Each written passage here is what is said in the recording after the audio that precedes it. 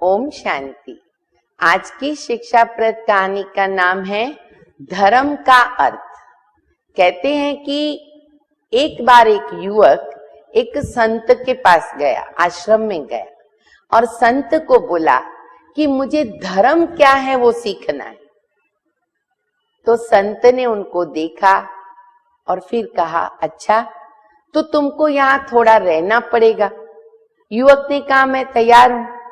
तो उस दिन से वो संत के पास रहने लगा। दिन बीतते गए। युवक को लगा कि संत तो शायद मुझे धर्म का अर्थ बताना ही भूल गए हैं। मैं तो इस कारण से यहाँ आया हूँ, संत तो कुछ बोल ही नहीं रहे हैं। मुझे तो बहुत उत्सुकता है कि संत मेरे को धर्म का अर्थ बताए तो मैं घर लौट जाऊं। फिर उसने थोड़ा दिन इंतजार किया, फिर गुरुजी कुछ नहीं बता रहे थे, संत कुछ नहीं कह रहे थे।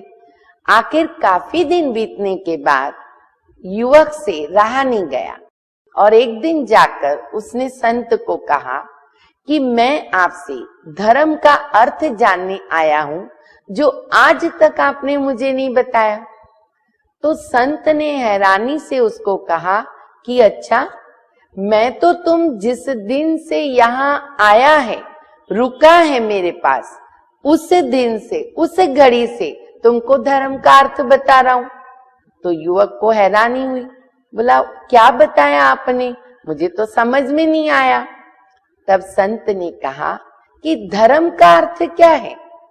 आज आप मेरी सेवा ले रहे हो, मेरे से सेवा करा रहे हो, मुझे समय पर भोजन दे रहे हो, समय पर पानी दे रहे हो, मैं आपको रिटर्न में थैंक्स दे रहा हूं, आपका आभार मान रहा हूं। ये धर्म नहीं तो और क्या है। दिन दैनिक व्यवहार के अंदर, जीवन के अंदर हम जो भी कार्य करते हैं, अगर हम सभ्यता से चलते हैं, दैवी गुणों को लेकर के कर्म करते हैं, एक दो से व्यवहार करते हैं, यही तो धर्म है। अब युवक को समझ में आया कि प्रैक्टिकल धर्म किसे कहा जाता है। परमपिता परमात्मा, शिव परमात्मा ने भी हमें यही बताया है कि बच्चे, धर्म का अर्थ है धारणा। किस चीज की धारणा? दैवी गुणों की धारणा, पवित्रता की धारणा। इन धारणाओं को जीवन में अपना करके चलना अर्थात धर्म का पालन करना। तो हम ये देखें कि हम अपने जीवन के अंदर कितने दैवी गुणों को धारण कर रहे हैं और कितनी मेरी आत्मा शुद्ध पवित्र बनी है।